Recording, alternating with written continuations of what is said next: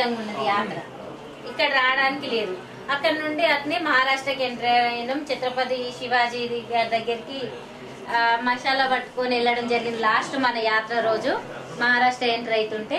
కాబట్టి ఇదంతా యాత్ర గురించి కొంతమంది తెలిసే ఉండదు, అప్పుడు చేసిరు కాబట్టి మీరందరూ కొంచెం ఐడియా ఉంటుంది మనందరికి.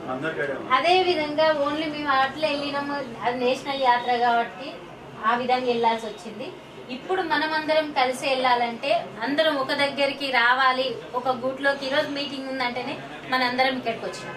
కాబట్టి ఇదే యూనిటీ తోటి లాస్ట్ 1 year జనవరి మళ్ళీ ఏప్రిల్ వరకు జరుగుతుందా, జనవరి 24 వరకు కంప్లీట్ అవుతుందా అనేది మనకు పెద్దలు ఆదేశాలు ఇస్తారు. దాని అనుసారంగానే మనం నడుచుకోవాలి. ఎవరు కూడా దీంట్లో నుండి బ్రేక్ అవ్వడానికి లేదు. కంపల్సరీ అందరు పార్టిసిపేట్ చేయాల్సిందే. వాళ్ళ ఊర్లకు పోయినప్పుడు ఏ మండల ప్రెసిడెంట్ అలగడాలు ఇవన్నీ ఏమి ఉండొద్దు. ఇది మన పార్టీ. ఏదన్నా ఉంటే అన్ని సమన్వయం చేసుకుందాం. మన ఇల్లు ఇది అన్ని ముందే చెప్పినాం కాబట్టి ఏది ఉన్నా చూస్తారు. ఎమ్మెల్యే గారు కూడా అందరిని చూస్తారు. ఎమ్మెల్యే గారు కూడా అట్లా ఏం చేయరు. కాకపోతే రోజు కనిపించాలంటే ఇంతమంది టైం ఇవ్వాలంటే ఎవరికైనా కాదు. మనం కూడా ఇంట్లో ఉన్నప్పుడు 2 పిల్లలు ఉన్నారనుకో, ఒకరేమో ఎక్కువ మన దగ్గరికి వస్తారు, ఒకరు దూరంగా ఉంటారు. మనం మంచోడే కానీ 2 మన పిల్లలే. ఆ కంపారిజన్ మీరు గుర్తుపెట్టుకోండి, వేరేదేం మీరు గుర్తుపెట్టుకోవాల్సిన పని లేదు. కాబట్టి ఆ ఒక్క నా యొక్క నమస్కారాలు. నా పేరు జూలూరు ధనలక్ష్మి, స్టేట్ కోఆర్డినేటర్గా ఉన్నాను. ఇప్పుడు నారాయణఖేడ్ జైరాబాద్ స్టేట్ అసెంబ్లీ కోఆర్డినేటర్గా వచ్చాను ఈరోజు. దీని కాన్సెప్ట్ ఏంటంటే జై భీమ్ జై సంవిధాన్, జై బాపు జై భీమ్ జై సంవిధాన్ అనే కాన్సెప్ట్ కోసం ఇక్కడికి రావడం అనేది జరిగింది.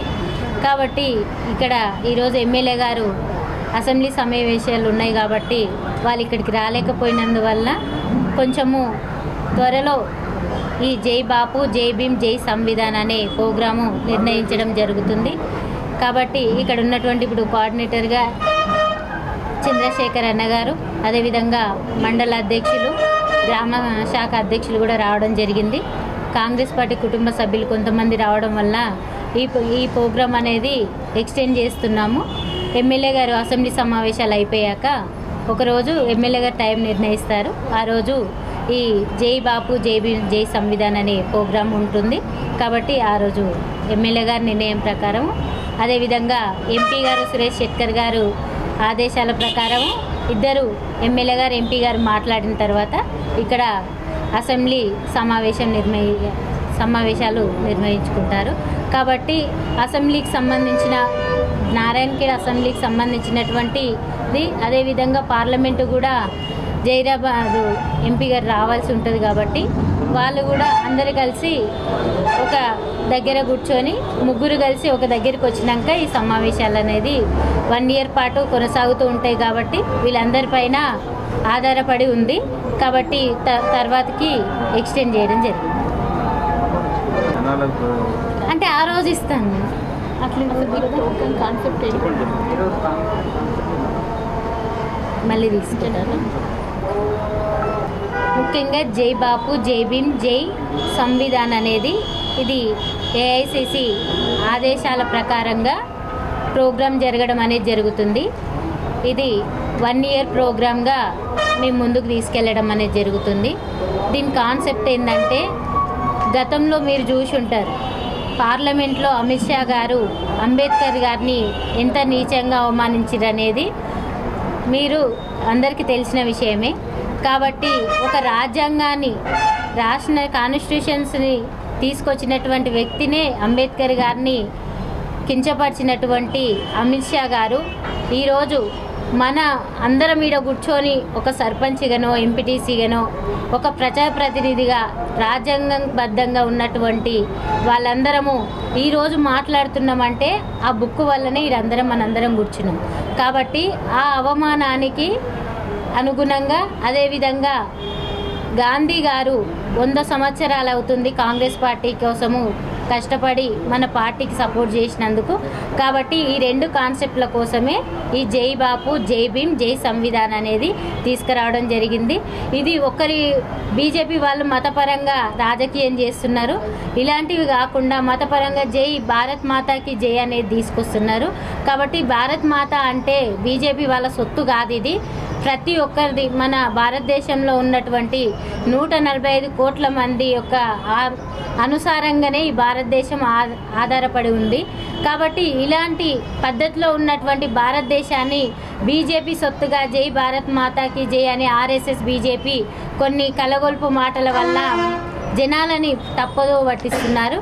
కాబట్టి అలాంటిది లేకుండా మన అందరం ఒకటే జై బాపు జై భీమ్ జై సంవిధాన్ అనేది ఒక పేదోళ్ళ నుండి ఉన్నోళ్ళ తరగతుల వరకు అందరి దగ్గరికి వెళ్ళేది నినాదం ఒకటే అనేది జై బాపు జై భీమ్ జై సంవిధాన్ అనేది నినాదం మాది.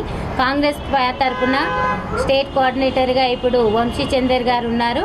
వంశీచందర్ రెడ్డి సిడబ్ల్యూసి సభ్యులుగా కూడా ఇప్పుడు ఉన్నారు. అదేవిధంగా పిసిసి ఆదేశాల మేరకు ప్రతి కాన్స్టిట్యున్సీకి ఒక్కొక్కరిని చొప్పున వేయడం అనేది జరిగింది. కాబట్టి ఈ కాన్సెప్ట్ ఏంటంటే ముందుకు ప్రతి గ్రామాల నుండి పాదయాత్ర చేయడం అనేది మెయిన్ కాన్సెప్ట్ జై బాపు జై భీమ్ జై సంవిధాన్. కాబట్టి ప్రతి ఊరికి ఈరోజే వచ్చి మామూలుగా మండల అధ్యక్షులు గ్రామ శాఖ అధ్యక్షులతోటి కాన్స్టిట్యున్సీ ఇన్ఛార్జీలతో మాట్లాడడం అనేది జరిగింది. తర్వాతకి ఆ షెడ్యూల్ ఏందనేది యాత్ర ఏ విధంగా వెళ్ళాలనేది ముందు ఎమ్మెల్యే గారి అసెంబ్లీ సమావేశాలు అయిపోగానే వచ్చినాక, అదేవిధంగా ఎంపీ గారు కూడా సురేష్ శెట్కర్ అన్న గారు కూడా వచ్చినాక, అదేవిధంగా మన పక్కన జైరాబాదు ఇన్ఛార్జిగా చంద్రశేఖర్ అన్న గారు కూడా ఉన్నారు. వీళ్ళందరి ఆధ్వర్యంలోనే ఈ పాదయాత్ర అనేది ఈ 2 కాన్స్టిట్యున్సీలలో నడుస్తుంది, వీళ్ళు ముగ్గురు ఆధ్వర్యంలో. కాబట్టి ప్రతి ఊరు ప్రతి వాడ ప్రతి పల్లె తట్టడమే ఈ జై బాపు జై భీమ్ జై సంవిధాన్ ఒక కాన్సెప్ట్. ట్రక్ చేయడం అనేది కాదు, మా నినాదంతో మేము వెళ్తాము. జనాల కోసమే చేపట్టినటువంటి యాత్ర, పార్టీ కోసం కాదు, రాజ్యాంగాన్ని మనం పరిరక్షించుకోవడం కోసం మాత్రం చేసినటువంటి యాత్ర ఇది. కాబట్టి జనాలకు లీడర్లు అనేది లేదు. మా కాంగ్రెస్ సిద్ధాంతం ఏంటంటే ప్రతి నేషనల్ లీడర్ నుండి కాంగ్రెస్ కార్యకర్త అని చెప్పుకోవడమే మా సిద్ధాంతం. కాబట్టి ప్రతి ఒక్క లోకల్లో ఉన్నటువంటి ప్రతి వ్యక్తిని కలవాలంటే మేము ఈ యాత్ర ద్వారా అయితేనే ప్రతి ఒక్కరిని కలుస్తాం అన్న కాన్సెప్ట్ తోటే ఈ యాత్ర భారతదేశం అంతా చేయడం అనేది జరుగుతుంది. మన తెలంగాణలో ఉన్నటువంటి 12,769 గ్రామ పంచాయతీలు ఉన్నాయి.